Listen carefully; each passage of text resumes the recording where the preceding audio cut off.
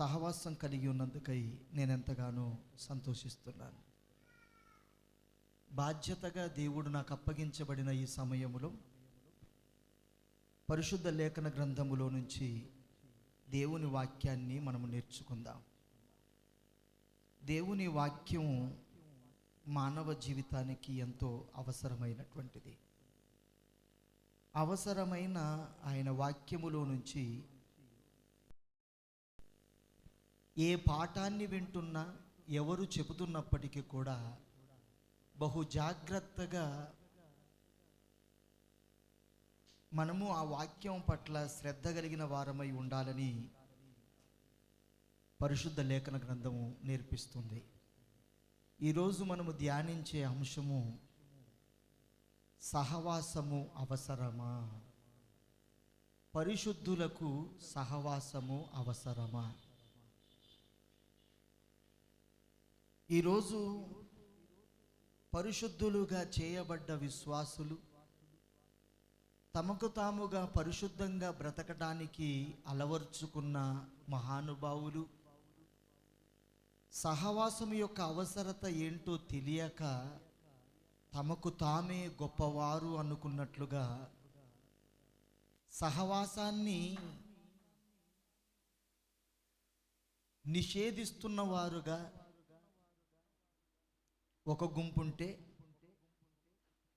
మరొక వైపుగా ఆలోచిస్తే ఏదో సమయము దొరికినప్పుడే వెళ్ళవలసిందిగా ఆలోచించి, ఏ పనులు లేనప్పుడు, ఏ ఆటంకము లేనప్పుడు మందిరానికి రావటం అనేది కనబడుతుంది. ఇప్పుడే వచ్చి కూర్చున్న తర్వాత కూడా ఒకవేళ ఒక ఫోన్ కాల్ వచ్చిందనుకోండి, చక్కగా బైబిల్ మూసేసి వెళ్ళిపోతాడు. వెళ్ళిపోతూ ఇంకెవరినైనా తీసుకొని కూడా వెళ్ళిపోతాడు. అంటే వాళ్ళు తన భార్య కావచ్చు, లేక తన పిల్లలు కావచ్చు. అంటే ఈ సహవాసం యొక్క గొప్పతనం నేడున్న క్రైస్తవ సమాజానికి అర్థమైందా అనే ఆలోచనతో ఈ పాఠాన్ని రూపొందించాను. ఒకవేళ ఈ సహవాసం యొక్క గొప్పతనం అర్థమైతే మందిరాన్ని గురించి, మందిరము జరిగే ఆదివారాన్ని గురించి ఇంత నిర్లక్ష్యంగా ఉండేవాళ్ళు కాదేమో. ఒకవేళ ఆదివారం రోజే పెళ్లి కార్యక్రమం ఉందనుకోండి, దేనికి ఇస్తాడు ప్రాధాన్యత? పెళ్లికే ఇస్తాడంతే, వెళ్ళిపోతాడంతే. ఏదో ఇతగాడు వెళ్ళే పెళ్లి చేసినట్లుగా, ఇతడు వెళ్ళకపోతే పెళ్లి కాదు అన్నట్లుగా ముందుగా వెళ్ళిపోతాడంతే.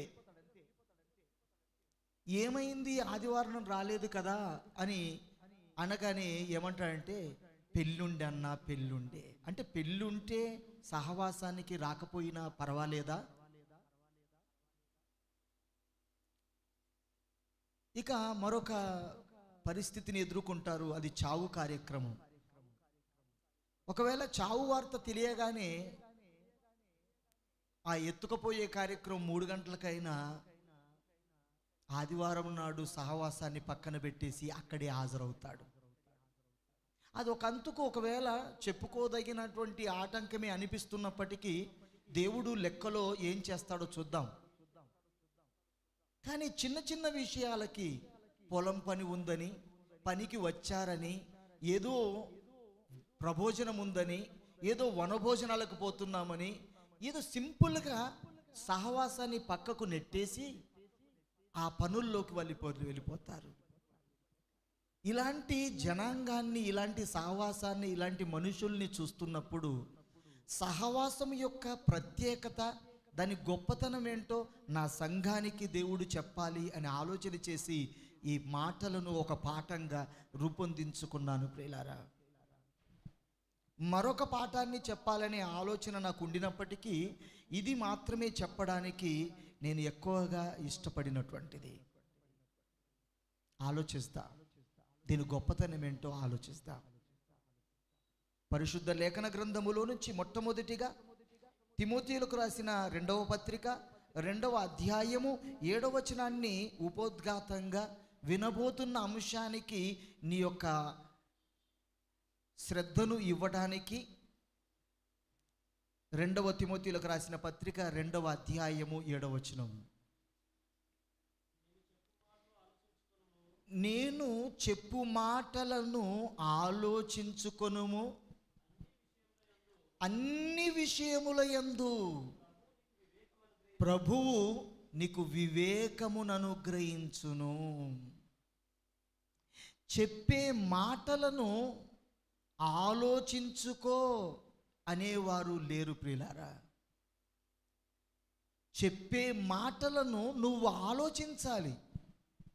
ఈ మాట ఎంతవరకు నిజం, ఈ మాట ఎంతవరకు సత్యం అనేది నువ్వు బాగా ఆలోచించాలి. చెప్పే మాటలను విని వెళ్ళిపోతున్నావు. అందుకే సహవాసం యొక్క ప్రత్యేకత కానీ, సహవాసం యొక్క గొప్పతనం కానీ, ఆఫ్టర్ ఆల్ ఒక పెళ్లి కార్యక్రమం, ఆఫ్టర్ ఆల్ ఒక చేతి పని, దానికంటే కూడా చిన్నదిగా చూస్తున్నావు. మరలా గుర్తు చేస్తున్నాను, ఇప్పుడే ఒక ఫోన్ కాల్ వచ్చిందనుకో, లేచి వెళ్ళిపోతావు. అంటే ఆఫ్టర్ ఆల్ నీ స్నేహితుడు చేసిన ఫోన్ కాలుకు ఉన్నంత విలువ సహవాసము సంఘానికి ఇవ్వలేకపోతున్నావంటే, దేవుడు మనతో చెబుతూ వచ్చిన మాటలను, దేవుడు మనతో బోధిస్తూ వచ్చిన మాటలను నీవు ఆలోచించలేదన్నమాట. ఒకవేళ ఆలోచిస్తే ఇన్ని పాఠాలు విన్న నువ్వు, ఇంత గొప్పదైన వాక్యాన్ని వింటున్న నువ్వు ఆ చిన్న తప్పు చేసి పరలోకమందున్న కన్న తండ్రి చేత శిక్షించబడకపోదు. అంటే ప్రతి సందర్భాన్ని బాగా ఆలోచించుము అంటున్నాడు. ఈ రోజు నుంచి కూడా ఆలోచన మొదలు పెట్టండి ప్రియులారా. ఏదో బ్రతుకుతున్నాం కదా, ఏమవ్వట్లేదు కదా అని హ్యాపీగా ఫీల్ అవ్వకండి. పైనున్న దేవుడు అందరినీ పరిశీలనగా చూస్తూనే ఉన్నాడు. మార్కు సువార్త 4వ అధ్యాయము 24వ వాక్యాన్ని చూడండి. మార్కు సువార్త 4వ అధ్యాయము 24వ వాక్యం. నేను చెప్పు మాటలను బాగా ఆలోచించుము అని చెప్పాడు. ఆలోచించటానికి, చెబుతున్న మాటలని నువ్వు ఆలోచించటానికి నువ్వేం చేయాలో చూడండి. మరియు నువ్వు చెప్పే మాటలను ఆలోచించాలి గనుక, బహుగా ఆలోచించాలి గనుక నువ్వేం చేయాలి? మీరు ఏమి వినుచున్నారో జాగ్రత్తగా చూసుకోండి. ఎందులో? నీకు దేవుడు ఇచ్చిన గ్రంథమును జాగ్రత్తగా చూసుకోవాలి. బైబిల్ గ్రంథములో ఉన్న మాటలని జాగ్రత్తగా చూసుకోవాలి. నేనేం చెబుతున్నానో, నేను ఏ రెఫరెన్స్ ఇస్తున్నానో, ఏ వాక్యాన్ని చదివిస్తున్నానో, దాని వెనక నేను ఏం వివరిస్తున్నానో అది జాగ్రత్తగా బైబిల్లో ఉన్నదేనా లేదా అని జాగ్రత్తగా చూసుకోవడానికి దేవుడు నీకు గ్రంథాన్ని ఇచ్చాడు ప్రియులారా. ఎందుకని జాగ్రత్తగా చూసుకోవాలి? ఆ మాటలను నువ్వు బాగా ఆలోచించాలి గనుక, ఆ మాటలను బాగా ఆలోచించాలి గనుక. ఇప్పటి వరకు చెబుతున్న మాటలను బాగా ఆలోచించలేకపోయావు అనంటే, ఇస్తున్న వాక్యాన్ని బైబిల్లో నుంచి జాగ్రత్తగా చూడలేదన్నమాట. చూస్తే ఆలోచించేవాడివే, ఆలోచిస్తే వివేకము కలిగిన వాడుగా బ్రతుకు జీవితాన్ని కొనసాగించేవాడివి, వివేకము కలిగిన వాడుగా కొనసాగించేవాడివి. ఇప్పుడు మన అంశంలోకి వెళ్దాం. సహవాసము, దాని ప్రాముఖ్యత. సహవాసము దాని యొక్క అవసరమా? సహవాసం, పరిశుద్ధులకి సహవాసము అవసరమా?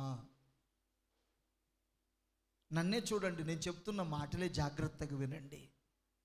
ఒక అరగంట సేపు మీతో మాట్లాడతాను అంతే.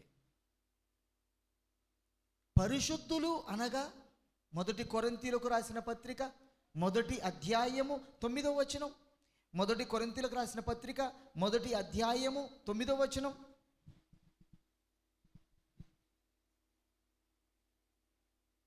పరిశుద్ధులు అనగా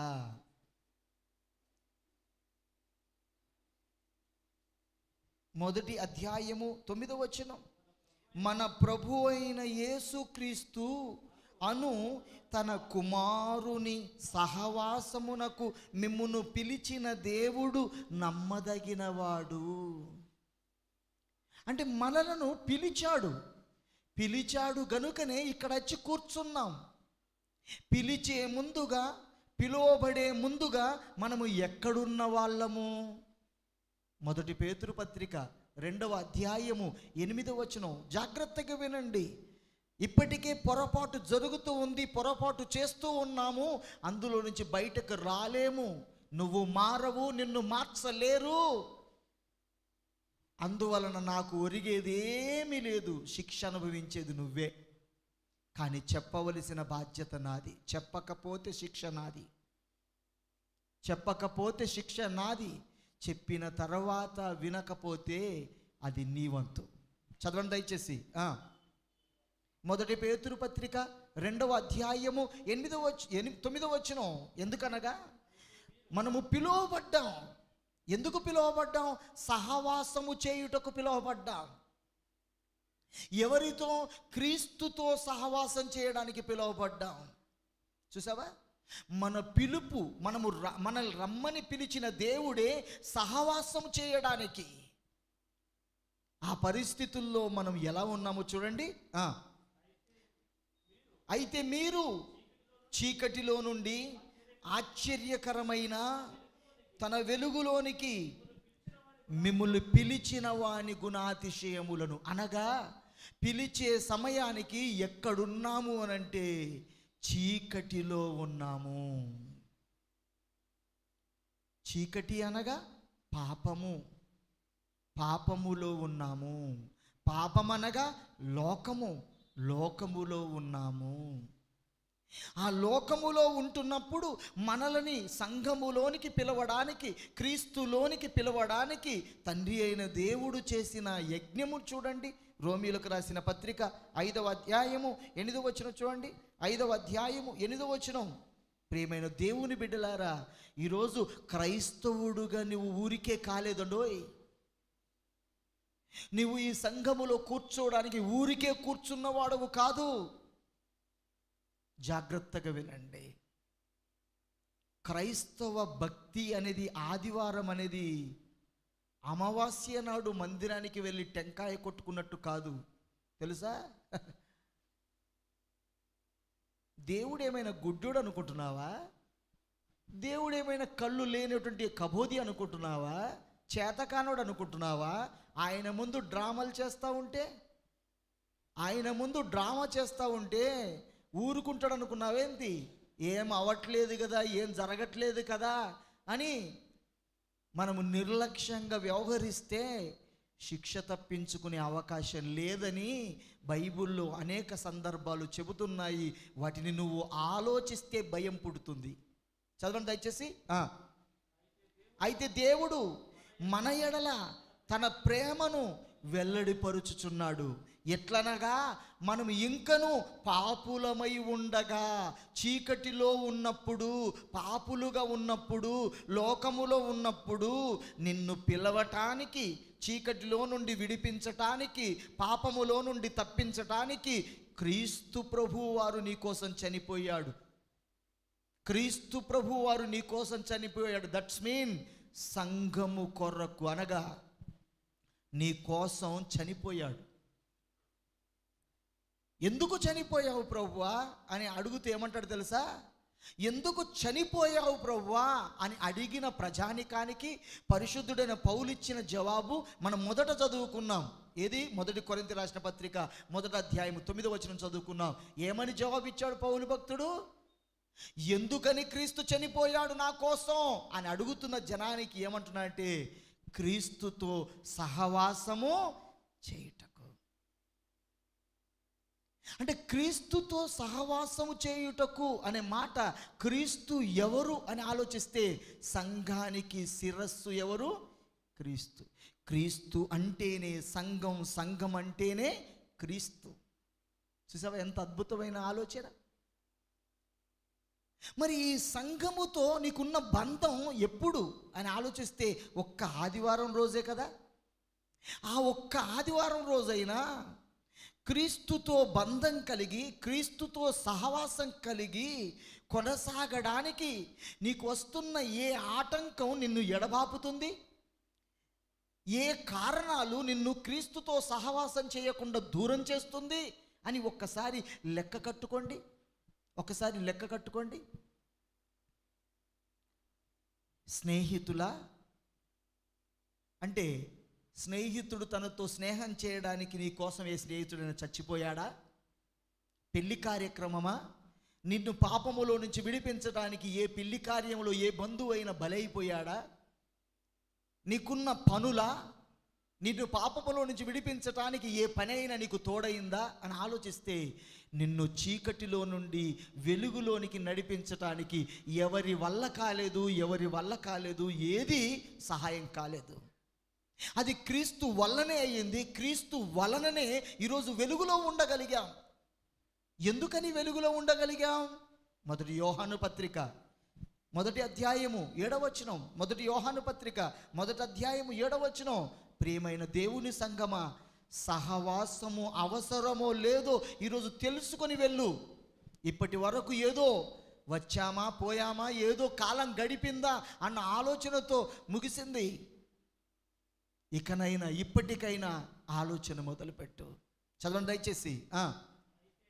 అయితే ఆయన వెలుగులో ఉన్న ప్రకారంగా నువ్వు వెలుగులో ఉన్నట్లయితే, చీకటిలో నుండి వెలుగులోనికి వచ్చినట్లయితే, చీకటిలో నుండి వెలుగులోనికి వచ్చినట్లయితే, లోకమనే పాపములో నుండి సంఘమనే పరిశుద్ధతలోనికి వచ్చినట్లయితే, దేవుడు తెలియని జనాంగములో నుంచి దేవుడు అని తెలుసుకొని నమ్ముకున్న వాడవైతే, అప్పటి నుండి మనము ఆ వెలుగులో నడిచిన ఎడల అన్యోన్య సహవాసము గలవారమై, అన్యోన్య సహవాసము గలవారమై. అన్యోన్య సహవాసము అంటే కంటిన్యూస్ అన్నమాట. ఇక్కడ అందులో గ్యాప్ రాదు, ఇంకా మధ్యలో గ్యాప్ రాదు. ఇక క్రమముగా ఆయనతో సహవాసము కలిగి ఉంటారు అంటున్నాడు. ఎవరుంటారు ఆయనతో క్రమముగా సహవాసం కలిగి? వెలుగులో నడిచిన ఎడల, వెలుగులో ఉండిన ఎడల. అంటే వెలుగులో ఉన్నవాడు అనగా వాక్యములో ఉన్నవాడు, సత్యములో ఉన్నవాడు. లేదు నేను లోకములో ఒక కాలుంది, సత్యములో మరొక కాలుంది, నేను లోకములో సగమున్నాను, సత్యములో సగమున్నాను అని అంటే తీరినప్పుడు వస్తావు, తీరినప్పుడు రావు. దెబ్బ తాకితే వస్తావు, లేకుంటే రావు. నష్టం కలిగితే దేవుడు అని వస్తావు, లేకుంటే రావు. కొందరిని ప్రశ్నించినప్పుడు ఏంటి ఏమైంది, 2-3 వారాల నుంచి రాలేదంటే, సార్ బుద్ధి వచ్చింది సార్. మరి ఇప్పుడు ఎందుకు వచ్చినావు అంటే, సార్ తలగరాని దెబ్బ తగిలింది సార్. అందుకు వచ్చినావా? అందుకు వస్తావా? ఆలోచించాడు. పంట కొట్టుకుపోయిన తర్వాత వస్తావా? నష్టం కలిగిన తర్వాత వస్తావా? చేతులు కాలిన తర్వాత బట్టలు పట్టుకుంటావా? ఎప్పటిదాకా ఏడిపిస్తావు? నన్ను నిలబెట్టిన కన్న తండ్రి అయిన దేవుణ్ణి ఎప్పటి వరకు ఏడిపిస్తావు? గడ్డి పువ్వు లాంటి ఆయుష్కాలం వరకే కదా. నీటి మీద బుడగ ఎంతలో చిత్తిపోతుందో అంతటి ఆయుష్కాలం అంతటి వరకే కదా. నన్ను నిలబెట్టిన ఆ కన్న తండ్రిని కానీ చెప్పితే వినకుండా ఎంతకాలమని ఏడిపిస్తూ తిరుగుతావో ఆలోచించు.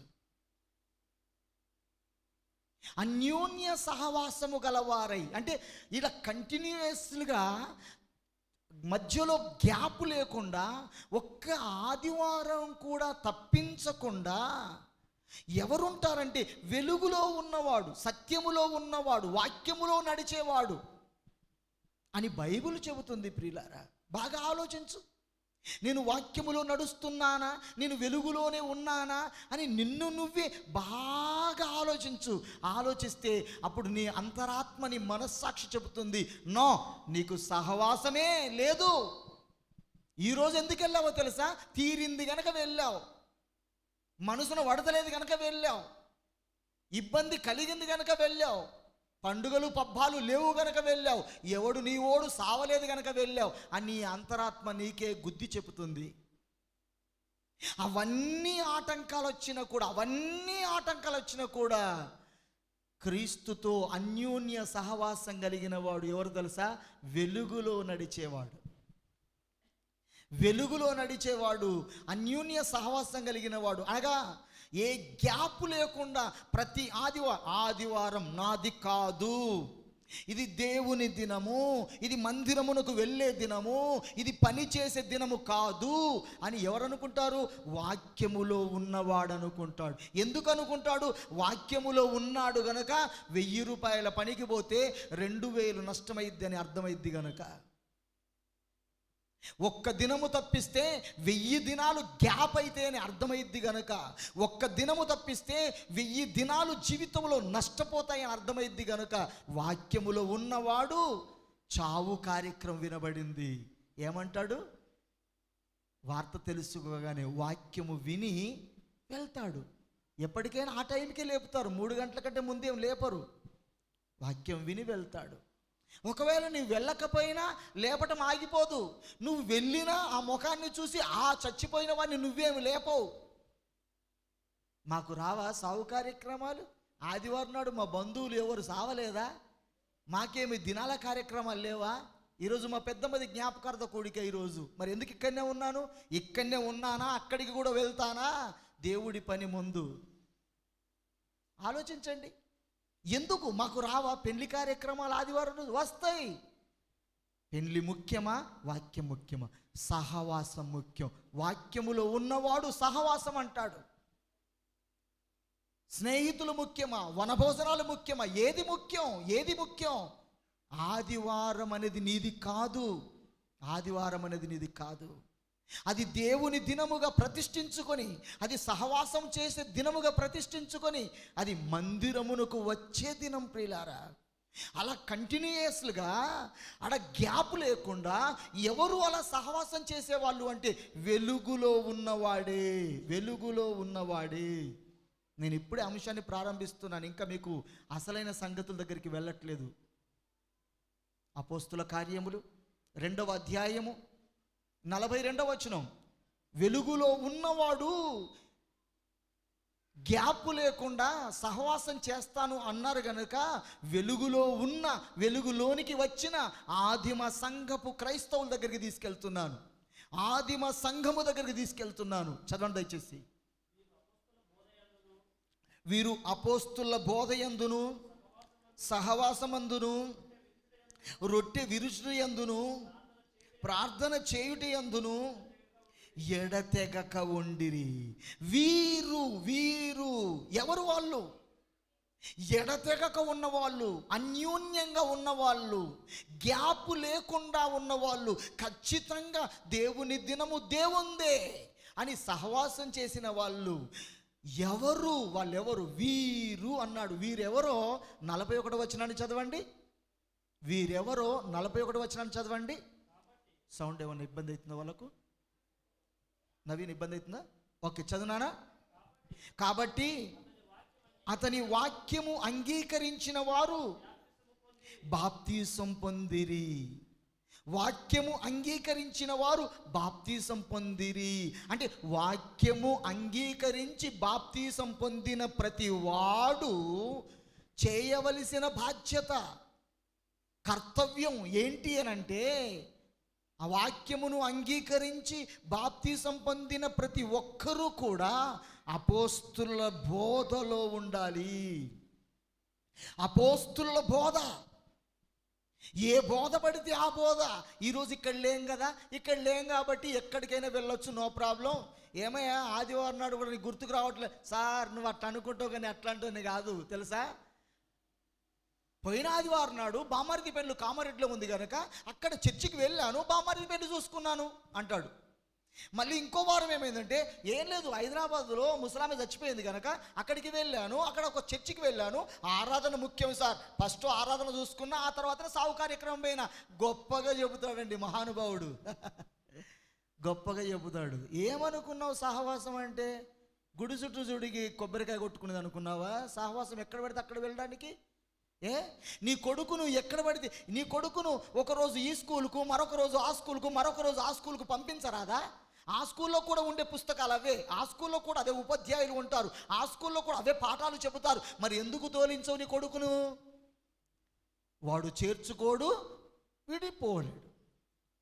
అంటే కొడుకుని ఎందుకు క్రమంగా ఒకటే స్కూల్కు తోలుతున్నావు? వాడు పాస్ కావాలి, వాడు కలెక్టర్ కావాలి, వాడు డాక్టర్ కావాలి, వాడు జడ్జి కావాలి, వాడు ప్రయోజకుడు కావాలి. కనుక ఆ స్కూల్లో టీచర్ కొడతాడని చెప్పినా కూడా అదే స్కూల్కు పంపిస్తారు. ప్రకృతి సంబంధమైన చదువు నేర్చుకోవడానికైతేనేమో ఒకటే బడికి వెళ్తావు. మందిరం అనేసరికి ఏం లేదు, పనికి పోయిన కడబోయాను, సావుకు పోయిన కడబోయాను, పెళ్లికి పోయిన కడబోయాను. అది సహవాసమా? నీ సహవాసములో అపోస్తుల బోధతో ఉన్న సహవాసములో ఉండాలి. అపోస్తుల బోధ అనగా బైబిలు గ్రంథములో వ్రాయబడినవి చెప్పే సంఘములో, చెప్పే బోధకుడి దగ్గర, చెప్పే ప్రసంగాల దగ్గర నీ సహవాసం ఉండాలి. అందుకే ఏమి వినుచున్నారో జాగ్రత్తగా చూసుకోండి అన్నారు. వింటున్న దాన్ని బాగా ఆలోచించు అన్నాడు. గుడి పెట్టుకొని సిలువ పెట్టుకోగానే శబాష్ అని వెళ్ళిపోయి కూర్చుంటావేంటి? అక్కడ చెప్పే బోధ అపోస్తుల బోధన, నీ ఆత్మను రక్షించే బోధన, అది బైబిల్ గ్రంథములో రాయబడిన బోధనేనా? ఆలోచించవా? అపోస్తుల బోధ, ఎక్కడ అపోస్తుల బోధ ఉందో అనగా బైబిల్ గ్రంథములో రాయబడిన బోధనే ఎవరు చేస్తున్నారో, ఏ సంఘములో ఆ బోధ ఉందో ఆ సహవాసములో ఉండాలి. నువ్వు ఎక్కడ పడితే అక్కడ వింటావు వాక్యం, ఎవడు చెప్పినా పాస్ అయిపోతావా? ఆ సహవాసములో ఉన్న నీవు రొట్టె విరిచే కార్యక్రమంలో ఉండాలి. రొట్టె విరిచే కార్యక్రమంలో ఉన్న నీవు ప్రార్థన చెయ్యాలి. ఈ 4 పనులు క్రమముగా గ్యాప్ లేకుండా, మరణం వచ్చినా, పెళ్ళి వచ్చినా, పేరంటం వచ్చినా, ఏ ఆటంకం వచ్చినా ఆదివారము నాడు ఈ 4 నీ జీవితములో గ్యాప్ లేకుండా కొనసాగించేవాడు వెలుగులో ఉన్నవాడు. వెలుగులో ఉన్నవాడు, వెలుగులో ఉన్నవాడు. అంటే నువ్వు వెలుగులో ఉన్నావా, వెలుగులో లేవా అనే నీ అంతరాత్మ పరీక్ష చేసుకోవడానికి ఈ 4 గుర్తుంచుకోండి. నేను అపోస్తుల బోధ ఉన్న దగ్గరే ఉన్నానా? నా సంఘములోనే ఉన్నానా? నా సంఘముతోనే సహవాసం చేస్తున్నానా? నా సంఘములోనే రొట్టె విరుస్తున్నానా? నా సంఘములోనే ప్రార్థన చేస్తున్నానా? ఇందులో గ్యాప్ వస్తుందా? ఇందులో ఏమైనా గ్యాప్ వస్తుందా? నా కూతురు చేయబట్టి గ్యాప్ వచ్చింది, నువ్వు చీకట్లో ఉన్నావు. బామ్మర్ది పెళ్లి చేయబట్టి గ్యాప్ వచ్చింది, చీకట్లో ఉన్నావు. పొలం పని చేయబట్టి గ్యాప్ వచ్చింది, చీకట్లో ఉన్నావు. వెలుగులో ఉన్న ఎడల, ఈ మాటలు చాలా కఠినంగా ఉంటాయి, కానీ అవన్నిటికీ సమర్థించుకోవడానికి లెక్క ప్రభువుని అడగండి, నాకు తెలియదు. కానీ ఉన్నది ఉన్నట్లుగా చెప్పడానికి నేను ప్రయత్నం చేస్తున్నాను. ప్రియులారా, వెలుగులో సహవాసం చేస్తే, పరిశుద్ధ లేఖన గ్రంథంలో అంటాడు, దున్ను కాలమందైనా కోయు కాలమందైనా విశ్రాంతి దినమును ఘనముగా ఆచరించండి, అది నీది కాదు అన్నాడు. నీది కాని దినం నువ్వెట్లా వాడుకుంటావు? ఆ ఒక్క దినాన్ని గ్యాప్ చేసి నీ జీవితంలో 1000 దినాలు ఎందుకు నష్టపోగొట్టుకుంటావు? బాగా ఆలోచించు. ఆయన మందిరములో 1 దినము గడుపుట 1000 దినముల కంటే శ్రేష్టం అని 80వ కీర్తనలో దేవుడు రాయించాడు. 82వ కీర్తనలో 1 దినము గడుపుట 1000 దినముల కంటే శ్రేష్టం అన్నాడు. 1 గంట గడపలేకపోతున్నావంటే నీ జీవితంలో 1000 గంటలు గ్యాప్ అయిపోతుంది. ఆ సంగతి నీకు తెలుసా? ఎవరుంటారు ఇట్లా అని ఆలోచిస్తే, వెలుగులో ఉన్నవాడు, వాక్యములో ఉన్నవాడు ఖచ్చితంగా ఉంటాడండి. ఏరా చావు కార్యక్రమం తెలిసింది, కూడని పోతారని బుద్ధి లేదు అని అంటే, ఈ దినం మాది కాదు. సహవాసం అయిన తర్వాత, వాక్యం విన్న తర్వాతనే వెళ్తాను. మీ ఇంట్లోనే శుభకార్యం ఉంది, ఏ సోయి లేదా? అవును ఉండని. సోమవారం నుండి శనివారం దాకా నాకు పర్మిషన్ ఇచ్చాడు. పొట్ట పోషణ కోసం బ్రతుకుమన్నాడు, సంపాదించుకోమన్నాడు. ఆదివారం మాత్రం నేను చెయ్యను, అది 1 గంట సేపే అన్న ఆలోచన లేదా? వాక్యమును బాగా ఆలోచిస్తే శిక్ష రాదా? ఆలోచించండి. ఎవరుంటారంటే వెలుగులో ఉన్నవాడే. ఇప్పుడు పాఠాన్ని ఆలోచిస్తున్నాం. ఇలా అన్యోన్య సహవాసము కలిగి కొనసాగిస్తున్న వాడికి ప్రయోజనం ఏంటి? ఇది సంఘములోనే జరుగుతుంది, ఇది సహవాసము ద్వారానే జరుగుతుంది. ఇది ఒకవేళ సహవాసములో లోపముంటే, సహవాసములో గ్యాప్ ఉంటే, ఇక నువ్వు నష్టపోయేదేంటో చూడండి. మళ్ళీ 1 యోహాను పత్రిక 1వ అధ్యాయము 7-8 వచనాలు చదవండి. సహవాసము అవసరమా అనే పాఠములో మొదటి పాయింట్, అవసరమో లేదో ఇప్పుడు నువ్వు డిసైడ్ చేసుకోవాలి. ఇంత చెబుతుండగా కూడా వెళ్ళిపోతావు అంటే, ఇంత చెబుతుండగా కూడా వచ్చే వారం నాడు ఆటంకాన్ని ముందు పెట్టుకొని రావు అంటే, ఇంకా నీకెవరు చెబుతారండి? ఎవరు దీవిస్తారు? ఎవరు ఆశీర్వదిస్తారు? ఆలోచించండి. వాక్యములో ఉన్నవాడికి పరుగుంటుందండి, దుఃఖం వస్తుంది. రాకుండా ఆటంకమైతే ఏడుస్తాడు, బాధపడతాడు. అయ్యో అయ్యో అయ్యో అయ్యో, కోట్ల విలువ చేసే అవకాశాన్ని పోగొట్టుకున్నానే అని బాధపడతాడు. అది పరిశుద్ధుల్లో ఉండే ఆవేదన. కొన్నిసార్లు అనారోగ్యం ఉండి రాకపోతే ఎంత బాధపడతారో. కరోనా వలన సహవాసం లేకపోతే పరిశుద్ధులుగా ఉన్న వాళ్ళకి ఆన్లైన్ ద్వారా, యూట్యూబ్ ద్వారా, వాట్సాప్ గ్రూప్ ద్వారా, జూమ్ కాల్ ద్వారా ఎన్ని రకాలుగా చెప్పినా కూడా తృప్తి లేదన్నా, తృప్తి లేదు. మందిరానికి వస్తేనే తృప్తి ఉంటుంది, రావాలి. ఎందుకు? ఆ కుతూహలం ఏంటి? ఆలోచిస్తే వెలుగులో ఉన్నారు గనక ఆ ఆరాటము, ఆ పోరాటం. మరికొంతమందికి అయితే సహవాసానికి వెళ్ళొద్దు అని భర్తలు చితకబాదుతారు, కొడతారు. వెళ్ళొద్దు అని అన్ని ఆంక్షలు పెడతారు. కానీ వాళ్ళు చెబుతున్న మాట, నా ప్రాణం తీసినా పర్వాలేదు, నాకు విడాకులు ఇచ్చినా పర్వాలేదు, నేను మాత్రం ఆదివారాన్ని తప్పను అనే సాక్ష్యాలను వింటున్నప్పుడు, వెలుగులో ఉన్న ఆ సాక్ష్యం, ఆ వెలుగును వెలుగు చేసిన ఆ గొప్ప దేవుడు ఎంత ఆనందపడతాడో ఆలోచించండి.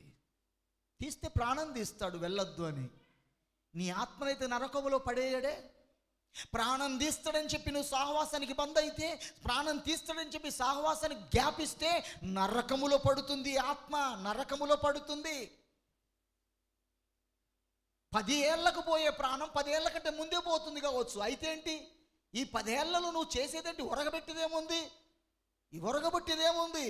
ఆలోచించండి. 4 రోగాలు, 10 హాస్పిటళ్ళు, 2 ఆపరేషన్లు, తినలేక తిప్పలు పోవడం, బ్రతకలేక కష్టపోవడం, ఇంతే తప్ప ఇంకేమైనా ఉంటుందో చెప్పండి? ఒకసారి బాగా ఆలోచించండి ఏముంటుందో. ఇంకా 10 ఏళ్ళు బ్రతికా మనకు ఎలా ఉంటుందో ఆలోచించండి. ఇంకో 2 కరోనాలు, ఇంకో 2 కష్టాలు, ఇవి తప్ప ఇంకేమీ ఉంటాయన్న ఆలోచన లేదు. అవసరమైతే మరొక ఇల్లు కట్టాలి, మళ్ళీ 2 లక్షలు అప్పు చేయాలి, మళ్ళీ 10 ఆదివారాలు తప్పియాలి, మళ్ళీ కష్టపడాలి, ఇంతే. 10 ఏళ్ల కంటే ముందే చచ్చిపోతే నో ప్రాబ్లం. చంపుతానంటే భయపడతావా? వద్దునంటే వణికిపోతావా? సహవాసం అవసరమో నీకు అర్థమయ్యిందా? ఇప్పుడు చూడండి, చదవండి త్వరగా. 1 యోహాను పత్రిక 1వ అధ్యాయం 7-8 వచనాలు. వెలుగులో ఉన్న ప్రకారము మనము వెలుగులో నడిచిన ఎడల అన్యోన్య సహవాసము కలిగిన వారమై ఉందుము. అప్పుడు చూడండి, అప్పుడు ఆయన కుమారుడైన యేసు రక్తము ప్రతి పాపము నుండి మనలను పవిత్రులుగా, చూసారండి, ఒక మనిషి పవిత్రుడు కావడానికి, ఒక మనిషి జీవితంలో ఎంటర్ అయినటువంటి ప్రతి పాపము నుండి పవిత్రుడు కావడానికి మూలమేంటండి? మూలమేంటి చెప్పాలి? బైబిల్లో నువ్వు ప్రార్థన చేస్తే నీ పాపములు పవిత్రపరచబడతాయి అని బైబిల్లో చూపిస్తావా? ఉపవాస ప్రార్థన చేస్తే నీ పాపాలన్నీ కడిగివేస్తా అన్నది బైబిల్లో చూపిస్తావా? పాటలు పాడితే నీ పాపాన్ని తుడిచేస్తా అన్నది బైబిల్లో చూపిస్తావా? ప్రసంగం చేస్తే పాపాన్ని కడిగేస్తా అన్నది బైబిల్లో చూపిస్తావా? లేదు ప్రియులారా. ఒకే ఒక చోట అద్భుతంగా దేవుడు రాయించాడు. అన్యోన్య సహవాసము కలిగిన వారై ఎవరైతే ఉంటారో వారి యొక్క ప్రతి పాపాన్ని యేసుక్రీస్తు వారి రక్తములో ఏమవుతుంది? పవిత్రపరచబడుతుంది. ఆ వారము నుండి ఆ వారం వరకు, ఈ సహవాసపు దినం వరకు నీకు తెలియక చూసుకోలేక పొరపాటుగా ఎన్ని తప్పులు చేశావో, తప్పులు అనే భాషకి బైబిల్ చెప్తున్న భాష, ఎన్ని పాపాలు చేశావో తెలియక కోపం వచ్చి నీ బిడ్డను తిట్టావు, అది పాపం. జోబులో డబ్బులు పెట్టుకొని ఎదుటివాడికి ఇయ్యలేక లెవ్వని అబద్ధం ఆడావు, పాపం. చూసావా? ఇవన్నీ కూడా సోమవారం నుండి ఆదివారం సహవాసపు దినం వరకు ఎన్నో పాపాల కుంపటి నీ జీవితంలో చేరి ఉంటే, నువ్వు సహవాసానికి రాకపోతే నువ్వెలా పవిత్రుడు అవుతావు? ప్రతి పాపము నుండి నిన్ను పవిత్రుడుగా చేయును. ఎక్కడ జరుగుతుంది కార్యక్రమం? ఎక్కడ జరుగుతుంది? ఇంట్లో కూర్చుంటే జరుగుతుందా? ఆలోచించండి. సహవాసాన్ని లెక్క చేయని మహానుభావులైన పరిశుద్ధులు ఏమంటారు తెలుసా? నేను దేవుడంటే ప్రాణమండి, పాపం అంటే చాలా ద్వేషమండి, నేను దేవునికి నమ్మకంగా బ్రతుకుతున్నాను, నేను సొక్కం బంగారంలో బ్రతుకుతున్నాను, నాలో ఏ లోపము లేదు, నాలో ఏ తప్పిదము లేదు, నేను శబాష్ అనుకుంటారు. ఇప్పుడు 8వ వచనం చదవండి. మనము పాపము లేని వారమని చెప్పుకొని ఎడల మనలను మనమే మోసపుచ్చుకొందుము, మరియు మనలో సత్యము ఉండదు. అనగా ప్రతి వాడిలో ఏదో ఒక చేదైన వేరు ఈ వారం మధ్యలో తెలియకుండా సాతానుడు నాటుతూనే ఉన్నాడు. గుండె మీద చేతేసుకొని నేను ఏ పొరపాటు మాట్లాడలేదండి, ఏ తప్పు చేయలేదండి అని చెప్పగలరా? ఒకవేళ చెప్పగలగాలంటే ఏ చెట్టు కళ్ళు తాగలేదనండి అని చెప్పుకోవచ్చేమో, ఏ బీరు సీసా తాగలేదండి అని చెప్పుకోవచ్చేమో, ఏ పొరపాటు చేయలేదని నిక్కచ్చితంగా చెప్పగలవా? చెబితే నీ అంతటి అబద్ధికుడు మరొకడు లేడని బైబిలు చెబుతున్న భాష్యం. ప్రియులారా, టైం కాలేదు. ఈ ఆదివారం పోతే మళ్ళీ ఆదివారం దాకా మీకు వాక్యం దొరుకుద్దా? మరి దొరకకపోతే ఎట్లా బ్రతుకుతావు? పెళ్ళికి వెళ్ళిన తర్వాత భోజనం పెట్టడానికి 1 గంట లేట్ అయింది, తినకుండా వెళ్ళేస్తావా? సొమ్మసిల్లి పడిపోతావు, షుగర్ పేషెంట్వి. భోజనం తిని వెళ్ళు, మంచి వాక్యాన్ని ఇస్తాను, తీసుకొని వెళ్ళు. ప్రియమైన దేవుని బిడ్డలారా, అన్యోన్య సహవాసం కలిగి ఉన్నందు చేత ప్రతి పాపము ఏమవుతుంది? పవిత్రపరచబడుతుంది. సహవాసములో గ్యాప్ అవుతున్నావు అనంటే నీ ప్రతి పాపము మూటా ముల్లెగా పెరిగిపోయి, కుప్పగా పెరిగిపోయి, ఫటాల్మని చెప్పి ప్రాణం పోతే నిత్య నరకములో కాలిపోయే ప్రమాదం ఉంది. అంటే పరిశుద్ధులకి సహవాసం ఎంత అవసరమో చూడండి ప్రియులారా. ఇప్పుడు పరిశుద్ధులకి సహవాసం ఎంత అవసరం? ప్రతి పాపములో నుండి పవిత్రులుగా చేసేదే సంఘము. అందుకే నేను ఒక సంఘములో మారు మనస్సు లేని యవనస్తులకి ఒక మాట చెప్పేవాడిని తరచుగా. ఏమని చెప్పేవాడినంటే, తాగితే తాగుతున్నావు కానీ ఖచ్చితంగా మందిరం టైంలో, నేను వాక్యం చెప్పే టైంలో నువ్వు మందిరంలో కూర్చో అంతే అని చెప్పేవాడిని నేను. ఆ మాట ఆ యవనస్తులకి బాగా హ్యాపీ అనిపించింది. అబ్బా, తాగినా పర్వాలేదు, కూర్చోమంటున్నాడు కదా అని అనుకున్నాడు. కొద్ది రోజులైన తర్వాత ఆ సహవాసమే వారిని పవిత్రులుగా చేసింది. వారే ఒకరోజు పులిపీఠం దగ్గర నిలబడి వాక్యం చెప్పేటప్పుడు, మేము తాగి వచ్చిన వాళ్ళం, అది పాపమని అర్థమైంది, ఇక మేము ఈ రోజు నుంచి తాగటం మానేసాం. అలా చేయడానికి కొన్నేళ్ల టైం పట్టింది. అదే తాగుబోతుల్లారా మీరు మందిరంలో అడుగు పెట్టకండి అన్నాను అనుకో, ఏమైతుండే? ఈ గూడే ఉందా, మాకు మత్తు గుళ్ళునే పో అని చెప్పి తాగేదానికి కూడా ప్రార్థన చేసేవాడు వాక్యం వింటుండే. చూసి సహవాసం అనేది ప్రతి పాపము నుండి పవిత్రులుగా చేస్తుంది గనుక పరిశుద్ధులకి సహవాసం అనేది ఎంతో అవసరం. ఒకనాడు తప్పు చేసిన వాడికి తీర్పు శిక్ష వెంటనే వస్తుండే, ఆ టైములో సహవాసం లేదు. ఆదికాండము 4వ అధ్యాయము 9వ వచనాన్ని చూడండి. నేను 2 ఎగ్జాంపుల్ చెప్పేసి ముఖ్యమైన అంశాన్ని మీకు ఆలోచనకి అందించి వెళ్ళిపోతాను. చదవండి దయచేసి. ఆదికాండము 4వ అధ్యాయము 9వ వచనం. యెహోవా నీ తమ్ముడైన హేబేలు ఎక్కడున్నాడని కయీన్ను అడగగా నేను ఎరగను. ఇక్కడ జరిగిన సంఘటన మీ అందరికీ బాగా తెలుసు. ఆదాము అవ్వలు 2 పిల్లల్ని కన్నారు. మొట్టమొదటి పిల్లలు వీళ్ళు, వారే కయీను హేబేలు. ఏబేలు నీతిమంతుడుగా, దేవుని చేత మెంపు పొందినవాడుగా, దేవునికి ఇష్టమైన అర్పణ తీసుకురాగా దేవుడు మెచ్చుకున్నాడు ఏబేలును. ఏబేలును మెచ్చుకున్న సంగతి కయీను నొచ్చుకున్నాడు మనసులో. ఏం చేశాడు? హత్య చేసేసాడు, అంతే, చంపేశాడు. నరహత్య. అట్టివానికి శిక్ష వెంటనే అమలు చేయబడింది, అంతే, వెంటనే. 11వ వచనం. కావున నీ తమ్ముని రక్తమును నీ చేతిలో నుండి పుచ్చుకొనుటకు నోరు తెరిచిన ఈ నేల మీద ఉండకుండా నువ్వు శపించబడిన వాడవు. 13వ వచనం. శపించబడిన వాడవు. చూసావా, వెంటనే శిక్ష అమలైపోయింది. పాపము చేశాడు, తప్పు చేశాడు, వెంటనే శిక్ష అమలైపోయింది. అందుకు కయీను, నా దోష శిక్ష నేను భరింపలేనంత గొప్పది.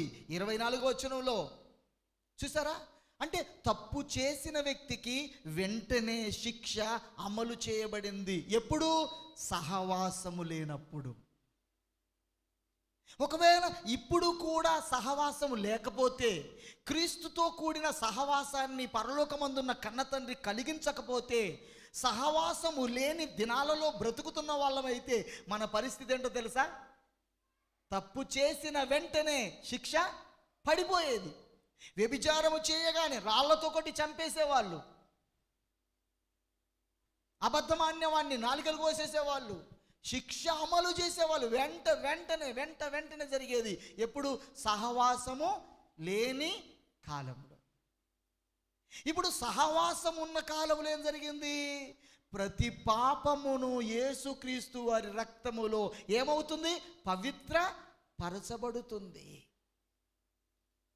ఫర్ ఎగ్జాంపుల్, ఒకవేళ ఇలా కాకపోవచ్చు, కానీ నేను మాట్లాడుతున్నా, ఒకవేళ కయ్యను కాలములో కూడా ఒకవేళ సహవాసం ఉండి ఉంటే, సహవాసమే కనుక ఉండి ఉంటే, ఇక్కడ సహోదరుని హత్య చేసి చంపేసి ఏమి ఎరగనట్టుగా మందిరంలో పోయి కూర్చొని నీతిమంతుల్లాగా వాక్యం వింటుంటే, ఆ సహవాసములో దేవుడు బోధిస్తున్న మాటలను బట్టి నరహత్యకు శిక్ష ఉంది. ఆ నరహత్యకు శిక్ష ఏమనగా అగ్నిగుండము, ఆ నరహత్యకు ఉరిదీస్తారు అన్న బోధ చేస్తుంటే, అప్పుడు కయ్యను ఏం చేసేవాడు?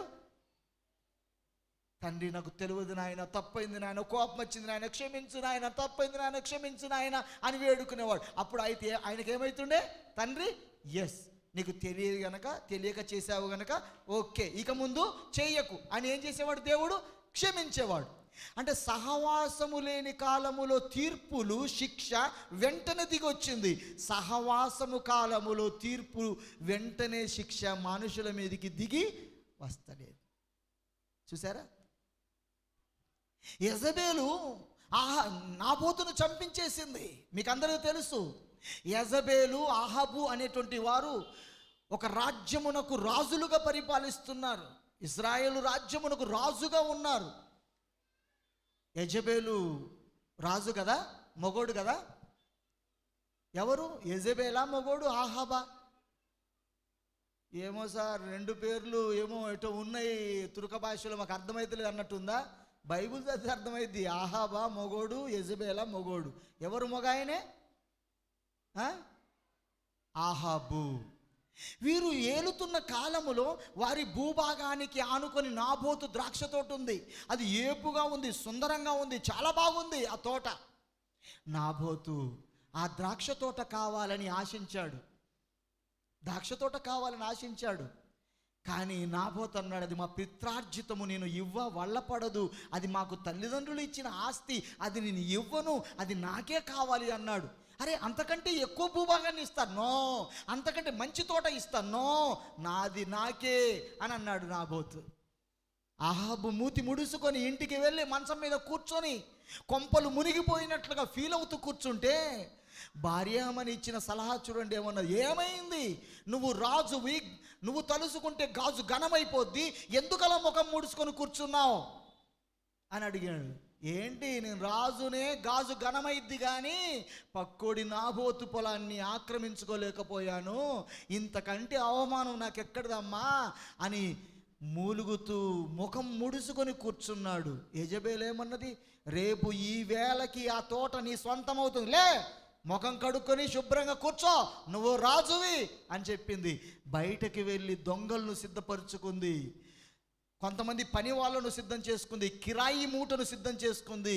వాళ్ళకి చెప్పింది, అరే, నేను చెప్పినట్లుగా అరుసుకుంటూ రాజ్యములో మీరు రావాలి, రాజభవనం దగ్గరికి మీరు అరుసుకుంటూ రావాలి, నేను చెప్పినట్లుగా. ఏంటమ్మా దొరసాని చెప్పు. రాజును దేవుణ్ణి దూషిస్తున్న నాబోతు అని మీరు అరవాలి, రాజును దేవుణ్ణి దూషిస్తున్న నాబోతు అని మీరు అరుచుకుంటూ రావాలి, మొత్తం నేను చూసుకుంటూ పోరా అని చెప్పింది.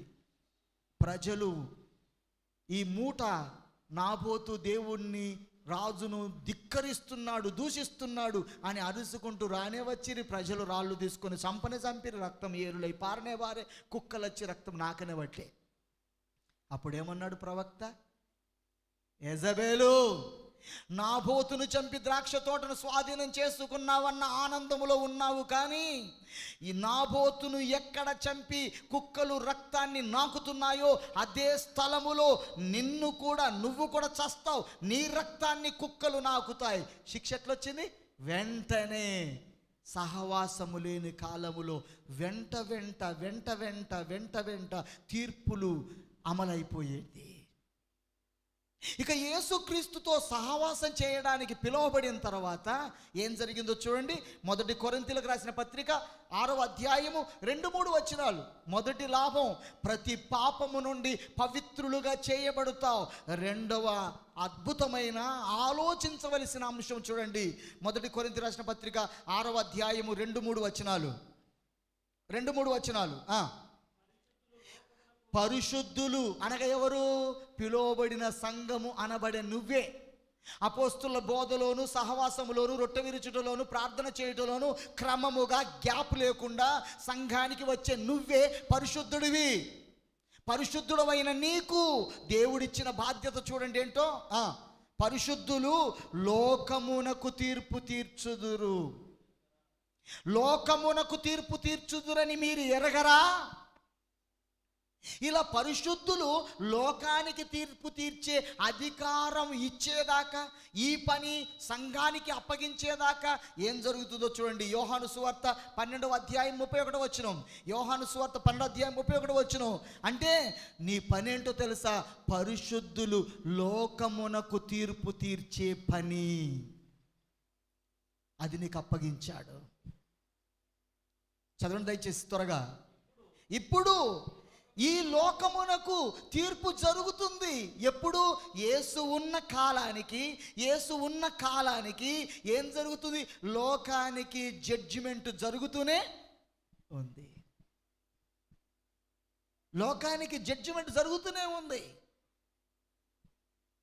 ఏలి కుమారులు తప్పు చేశారు, ఏలి కుమారుల పెంపకం సరిగ్గా లేదు, శిక్ష రానే వచ్చింది, ఏలి చనిపోయాడు. వ్యభిచారం చేసిన స్త్రీని పట్టుకున్నారు, రాళ్లతో కొట్టి చంపేశారు. నరహత్య చేశాడు కయ్యను, వెంటనే శిక్ష అమలైపోయింది. విశ్రాంతి దినము నాడు పుల్లలు ఏరుకోవడానికి అడవికి వెళ్ళారు, పుల్లలు ఏరుకోవడానికి అడిగి వెళ్ళారు. విశ్రాంతి దినము నాడు పుల్లలు ఏరుకోవడానికి వెళ్ళారు కనుక రాళ్ళు రువి చంపేశారు. వెంటనే వెంటనే వెంటనే ఇప్పుడు లోకమునకు తీర్పు జరుగుతూ ఉంది. లోకమునకు తీర్పు జరుగుతున్న దినములలో నేనొచ్చాను. లోకానికి తీర్పు జరుగుతున్న దినములలో నేనొచ్చాను. నేనొచ్చి ఏం చేశాను? మిమ్మల్ని అందరినీ కూడా, తీర్పుకు లోనైన మీ అందరినీ, శిక్షకు లోనైన మీ అందరినీ, నరకానికి లోనైన మీ అందరినీ, తండ్రి అయిన దేవుడు విధించిన ఆ శిక్షకు లోనైన మీ అందరినీ కూడా విడిపించాను. విడిపించి ఏం చేశాను? నాతో సహవాసం కలిగి ఉండండి, వాక్యముతో సహవాసం కలిగి ఉండండి. ఆ వాక్యము మిమ్మల్ని పవిత్రులుగా చేస్తుంది అన్నాడు. మరి పవిత్రులుగా ఎందుకు చేస్తావు డాడీ? మమ్మల్ని ఎందుకు పవిత్రులుగా చేయాలనుకున్నావు అని ఆలోచిస్తే, మీరు లోకానికి తీర్పు, నేను కాదు ఇప్పుడు తీర్చేది, మీరు లోకానికి తీర్పు తీర్చాలి. చూసావా? ఇప్పటిదాకా ఇదిగో నేను తీర్పు తీరుస్తున్నాను, తప్పు చేసిన వాడికి శిక్ష నేను వేస్తున్నాను, కానీ ఇప్పటి నుండి మీరు లోకానికి తీర్పు తీర్చాలి. అంటే తీర్పు తీర్చాలి అని అంటే ఇప్పుడు నువ్వు నేను మనమందరము కూడా ఒక సంఘము అనబడే పరిశుద్ధుల సహవాసం అందరూ కూడా, వీళ్ళందరూ ఎవరన్నమాట? జడ్జిలు అన్నమాట, న్యాయవాదులు, తీర్పు చేసేవాళ్ళు వీళ్ళంతా. అంటే ఒక జడ్జిగా, న్యాయవాదిగా తీర్పు చేయాలి అని అంటే నీకెంత నాలెడ్జ్ ఉండాలి, ఎంత స్టడీ ఉండాలి, ఎంత నువ్వు పట్టభద్రులై ఉండాలి. ఆలోచించండి. కోర్టులో జడ్జి తీర్పు చేస్తాడు. ఏమని చేస్తాడు? ఇరుపక్షాల వాదనలన్నీ విన్న తర్వాత బాబాసాహెబ్ అంబేద్కర్ గారు రాసినటువంటి రాజ్యాంగములోని 74వ పేజీలో 3వ పారాగ్రాఫ్లో 1844 సంవత్సరంలో ఐపీసీ సెక్షన్ 420 ప్రకారంగా ఇతడికి ఈ శిక్ష అమల్ అంటాడు. దేని ప్రకారంగా? ఒక రాయబడిన రాజ్యాంగములోని యాక్ట్ ప్రకారంగా, చట్ట ప్రకారంగా, నెంబర్ ప్రకారంగా జడ్జి ఏం చేస్తాడు? తీర్పు చేసేస్తాడు. మరి నువ్వు నేను రక్షించబడ్డ మనమందరం కూడా ఎవరమని అంటే, మనము జడ్జిలం, మనము న్యాయవాదులం, మనం ఎవరిమి? జడ్జిలను అన్నమాట. తీర్పు చేసేవాళ్ళం. ఎవరికి తీర్పు చేసేవాళ్ళం? లోకమునకు తీర్పు తీర్చేవారం, లోకమునకు తీర్పు తీర్చేవాళ్ళం. బాబాసాహెబ్ అంబేద్కర్ గారు రాసిన రాజ్యాంగములో నుంచి ఐపీసీ సెక్షన్ ప్రకారంగా నేరస్తునికి శిక్ష వేయడానికి 5 సంవత్సరాలు లా చదవాలి, 5 సంవత్సరాలు న్యాయశాస్త్రాన్ని చదవాలి. రాత్రనక పగలనక మాస్టర్ గారు చెబుతున్న పాఠాలను వింటూ, తూచా తప్పకుండా హోంవర్క్ చేస్తూ, ఖండితంగా విని చదివి హోంవర్క్ చేసి 5 సంవత్సరాల తర్వాత పాస్ అవుతే, అందులో మెరిట్ సాధిస్తే నిన్ను ప్రభుత్వం కోర్టులో జడ్జిగా కూర్చోబెడుద్ది. మరి నువ్వు జడ్జి అయితే, నిన్ను జడ్జిగా, నిన్ను న్యాయవాదిగా దేవుడు నిన్ను అపాయింట్ చేశాడు. అపాయింట్ చేస్తే నువ్వు ఏ న్యాయశాస్త్రాన్ని చదువుకొని న్యాయం చేయబోతున్నావు లోకములో అంటే, అసలు లోకానికి తీర్పే నువ్వు చెబుతలేవు, లోకానికి తీర్పు చెప్పట్లేదు నువ్వు. ఎందుకు? నీకు న్యాయశాస్త్రమే నువ్వు నేర్చుకోలేదు, న్యాయశాస్త్రాన్ని నువ్వు చదువుకోలేదు. బాబాసాహెబ్ అంబేద్కర్ గారు రాసినటువంటి రాజ్యాంగాన్ని చదువుకున్నాడు కనుక ధైర్యంగా చెప్పగలుగుతున్నాడు. ఈ సందర్భంలో ఈ మాట చెప్పొచ్చునో చెప్పరాదో కానీ ఇది మీకు గుర్తు చేస్తే బాగుంటుంది. మీకు తీన్మార్ మల్లన్న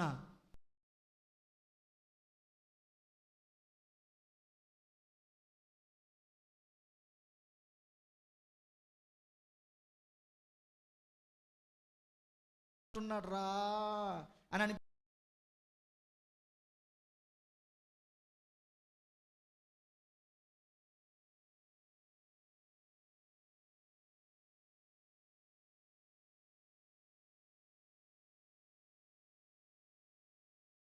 సెక్షన్ ఈ ప్రకారంగా మాట్లాడే హక్కు నాకుంది, నిలదీసే హక్కు నాకుంది, పోరాడే హక్కు నాకుంది అని ఒక చట్టాన్ని చదువుకున్నాడు గనుక అంత ధైర్యంగా నిలబడి మాట్లాడగలుగుతున్నాడు.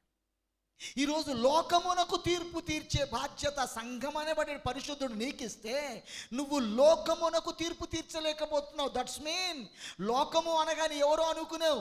లోకము అనగా లోపలికి రాని ప్రతి వాళ్ళు లోకమే. అందులో నీ తల్లి ఉంది, ఆమెకు తీర్పు ప్రకటించలేకపోయావు. అందులో నీ తమ్ముడు ఉన్నాడు, అందులో నీ అక్క ఉంది, అందులో నీ తండ్రి ఉన్నాడు, అందులో నీ బంధువులు ఉన్నారు, అందులో నీ రక్త సంబంధులు ఉన్నారు. వారందరికీ కూడా దేవుడు విధించిన తీర్పు చెప్పలేకపోతున్నావు. ఎందుకని? ఆయన విధించిన న్యాయశాస్త్రాన్ని స్టడీ చేయలేదు కనుక.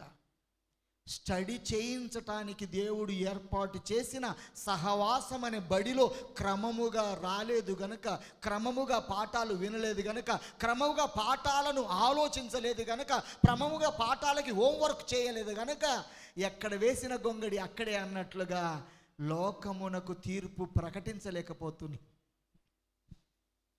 పరిశుద్ధులు లోకమునకు తీర్పు తీర్చేవారు. నువ్వు పరిశుద్ధుడివి, లోకమునకు తీర్పు తీర్చే బాధ్యత నీ మీద ఉంది. ఇందుకొరకు సహవాసాన్ని ఏర్పాటు చేశాడు. సహవాసానికి వస్తున్న నీవు, ఒక పాఠాన్ని వింటున్న నీవు, ఈ పాఠము ద్వారా, ఈ యాక్ట్ ద్వారా, ఈ చట్టము ద్వారా లోకములో ఉన్న లోపలికి రాని వాళ్ళకి ముక్కుసూటిగా శిక్ష అమలు చేసి, శిక్షను ప్రకటించి, శిక్షను తెలియచేసే బాధ్యత నీది. నీ తండ్రికి చెప్పగలవా? నీ తండ్రికి చెప్పగలవా? ఏమని? నమ్మకపోతే శిక్ష, నమ్మితే మోక్షం. మార్కు సువార్త 16 అధ్యాయము 16 వచనం. మార్కు సువార్త 16 అధ్యాయం 16 వచనం. చెప్పగలమా? తమ్మునికి చెప్పగలమా? అక్కకు చెప్పగలమా? స్నేహితులకు చెప్పగలమా అని ఆలోచిస్తే అసలు నువ్వు వెలుగులో లేవు కదా, అసలు నువ్వు అన్యోన్య సహవాసం కలిగి లేవు కదా, అసలు నువ్వు వాక్యములో నడుస్తలేవు కదా. అది జరిగితే లోకమునకు తీర్పు చేస్తావు. ఎప్పుడైతే లోకమునకు తీర్పు చేస్తావో దేవుడు తీర్పులను ఆపేస్తాడు. తీర్పు చేస్తున్న దేవుడు, వెంటనే తీర్పును అమలు చేస్తున్న దేవుడు ఆగి ఆ డ్యూటీని మనకిచ్చాడు. ఆ డ్యూటీ మనకిచ్చాడు గనక అది నేర్చుకోవడానికి ఒక సహవాసాన్ని పెట్టాడు, ఒక బడి పెట్టాడు. ఆ బడిలోనికి వచ్చి నేర్చుకొని లోపలికి రాని వాళ్లకు తీర్పు తీర్చు, లోపలికి రాని వాళ్లకు నా తీర్పులు ప్రకటించు అని చెబితే లోపలికి వచ్చాడు, కానీ బయటున్న వారికి ప్రకటించలేకపోతున్నాడు. లోపమేంటో చెప్పి నేను ముగిస్తాను త్వరగా, దయచేసి చదవండి. నమ్మి బాప్తిసం పొందినవాడు రక్షించబడు, నమ్మని వానికి శిక్ష. చెబుతావా? ఒక న్యాయశాస్త్రాన్ని చదువుకున్నవాడు, చట్టము తెలిసిన వాడు, అంత ముక్కుసూటిగా అటు ముఖ్యమంత్రి అయినా, మంత్రులైనా, మినిస్టర్లైనా ఎవరినైనా నిలదీసి అడగలుగుతున్నాడు, మాట్లాడగలుగుతున్నాడంటే రాజ్యాంగ పుస్తకాన్ని చదివాడు గనుక. మరి నువ్వు ఆ విధంగా చెప్పగలవా? చెప్పలేకపోతున్నావు అంటే ఈ న్యాయశాస్త్రాన్ని నువ్వు చదివితే కదా. దయచేసి 149 కీర్తన 9 చరణం, 149 కీర్తన 9 చరణం, 149 కీర్తన 9 చరణం, 149 కీర్తన 9 చరణం. ప్రియ దేవుని బిడ్డలారా, సహవాసము నిన్ను పట్టభద్రుడైన జడ్జిగా చేస్తుంది, ఒక పట్టభద్రుడైన న్యాయవాదిగా చేస్తుంది నిన్ను. పాఠాలు వింటే నువ్వు లోకమునకు తీర్పు తీర్చగలుగుతావు. పాఠాలు వింటే లోకములో ఉన్న నీ వాళ్ళకి దేవుడు కలగచేయబోయే శిక్షను తెలియచేస్తావు. చదవండి దయచేసి. విధింపబడిన తీర్పు వారి మీద నడుపుటకు. ఎవరి మీద? లోకములో ఉన్న వారి మీద నడుపుటకు. లోకములో ఉన్న వారికి ఏ తీర్పు విధించాడో అది వాళ్ళ మీద వాళ్ళకి తెలియచేయుటకు. వారి చేతిలో 2 అంచులు కలిగిన ఖడ్గమున్నది. ఈ 2 అంచులు కలిగిన ఖడ్గాన్ని నమ్మగానే, బాప్తిసం పొందగానే, డబ్బుండి కొనగలిగిన వాడవైతే డబ్బులతో కొనుక్కున్నావు, డబ్బు లేకుండా కొనలేని వాడైతే ఉచితముగానే ఈ గ్రంథాన్ని నీ చేతిలో పెట్టాడు దేవుని సేవకుడు. ఎందుకు? దేవుడు విధించిన తీర్పులను లోకములో ఉన్న వారికి ప్రకటించుటకు 2 అంచుల ఖడ్గాన్ని పెట్టాడు. ఇది న్యాయశాస్త్రం. ఇందులో ఉన్నవి నువ్వు విని హోంవర్క్ చేసి ఆలోచిస్తే తీర్పులు ప్రకటిస్తావు. తీర్పు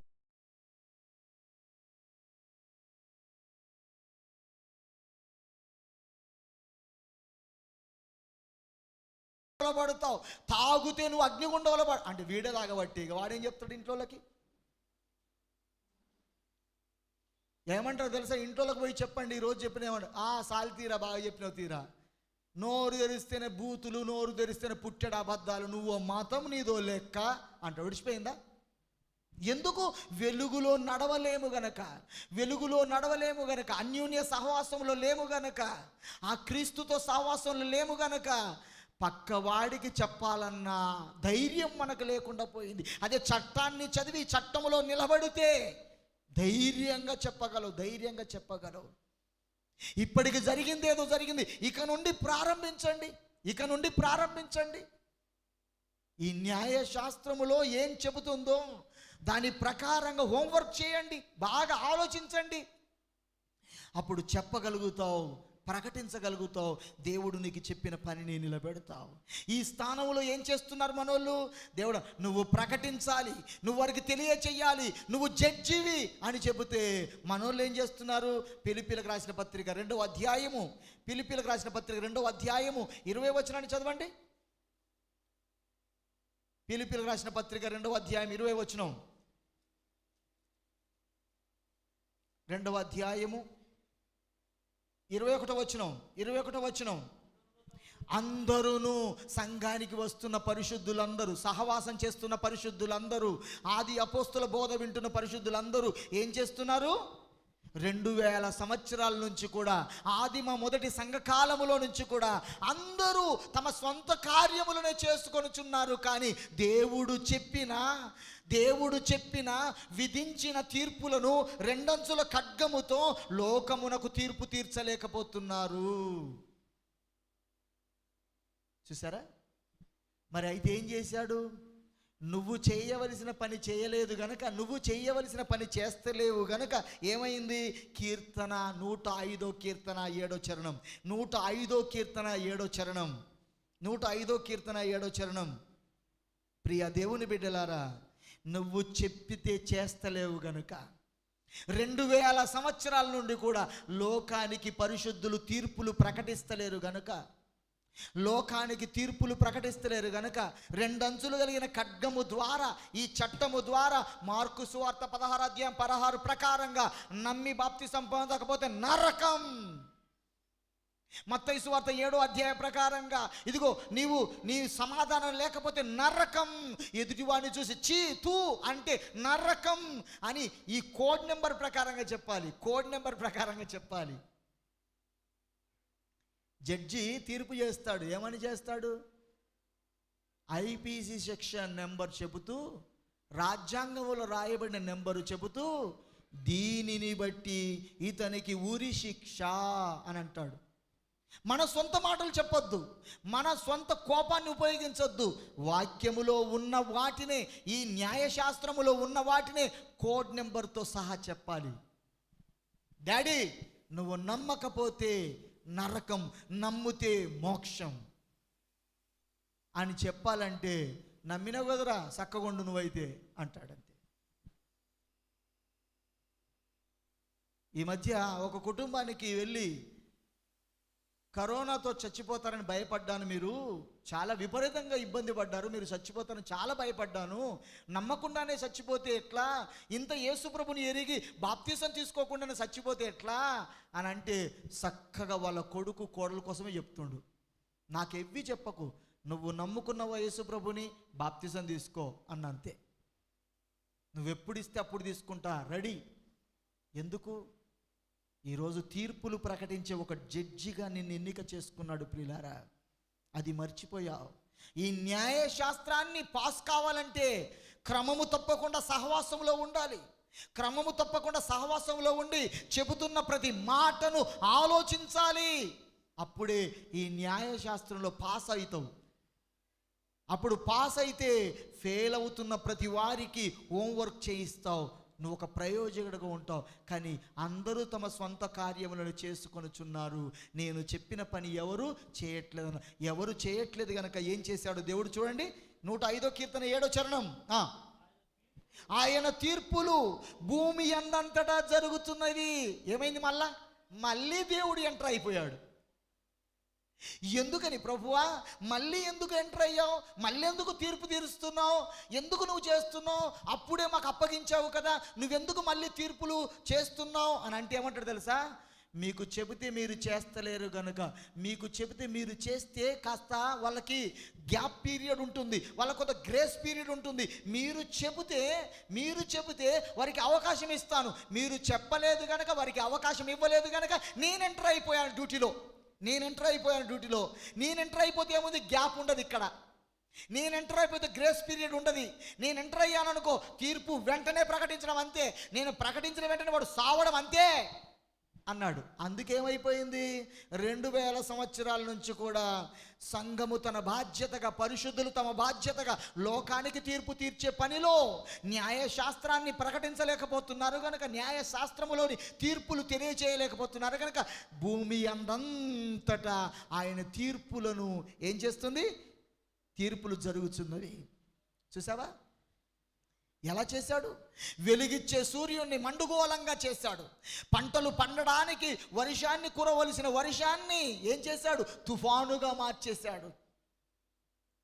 వెలుగునిచ్చే సూర్యుడు చెప్పాడు, సూర్యుడా, పరిశుద్ధ సంఘం సహవాసంగా ఉండి లోకానికి తీర్పు తీర్చమని చెప్పాను.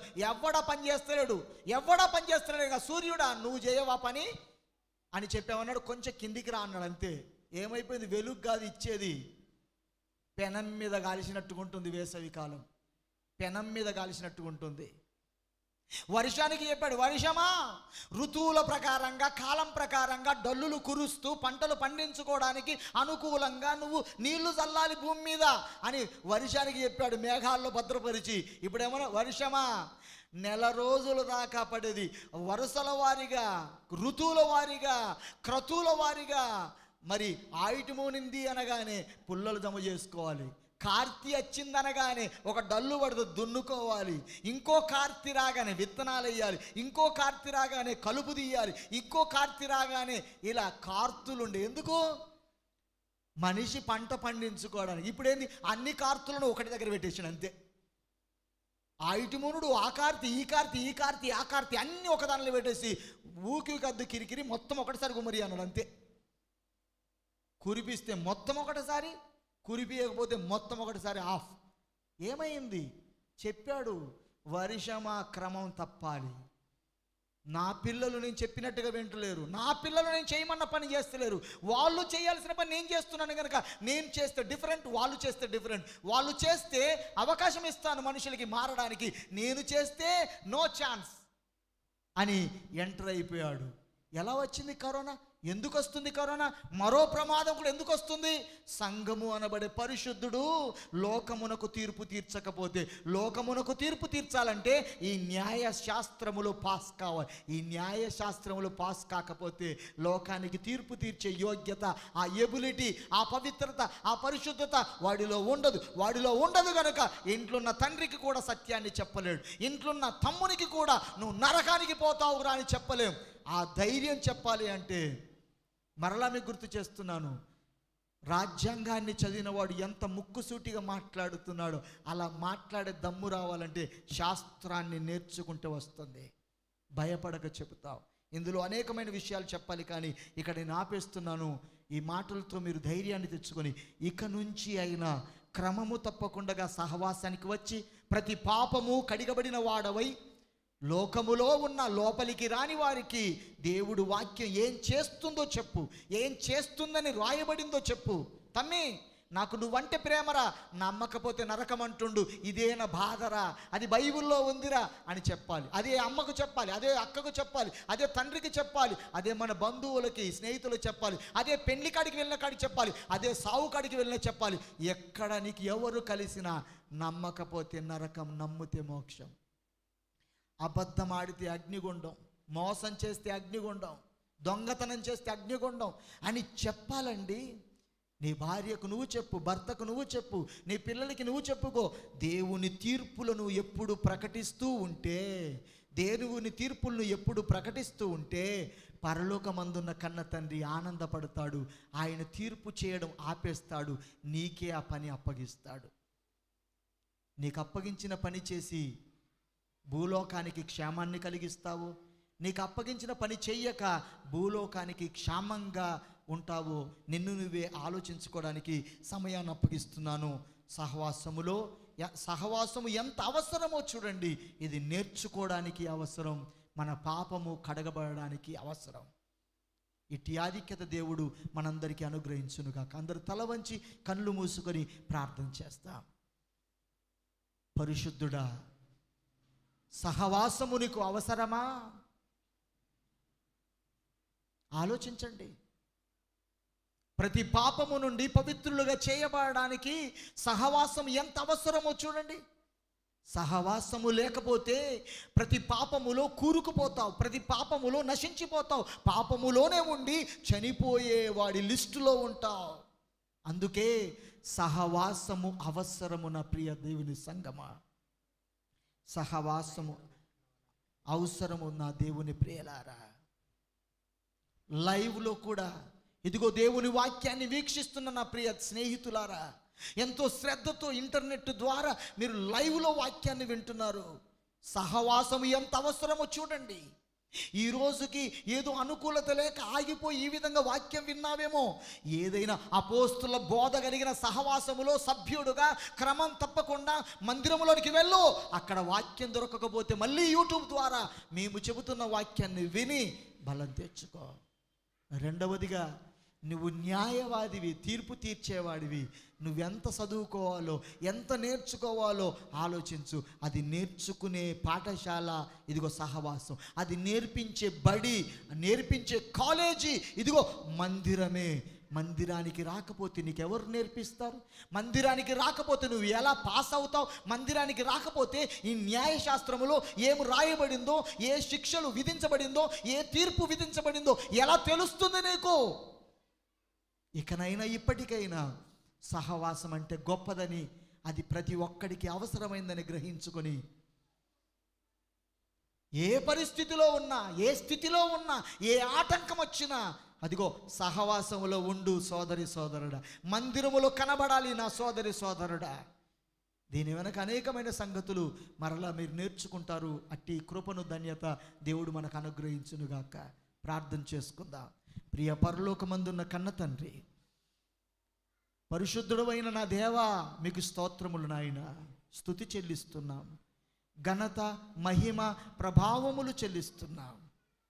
నిజమే, సహవాసం యొక్క గొప్పతనము తెలియక ఎక్కడ కూర్చున్న భక్తి అని, ఎక్కడ పాడుకున్న భక్తి అని సహవాసం నుండి వీడిపోయి, సహవాసం యొక్క గొప్పతనము లేక దుష్టుడు, అపవాది తన ఆధీనములో నిద్రపోగొడుతున్న వారితో మాట్లాడిన ఆయన సహవాసాన్ని వారు ఏర్పాటు చేసుకోవాలి.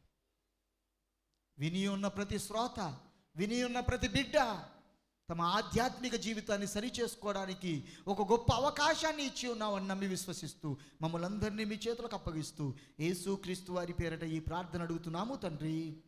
ఆమేన్. తండ్రి అనే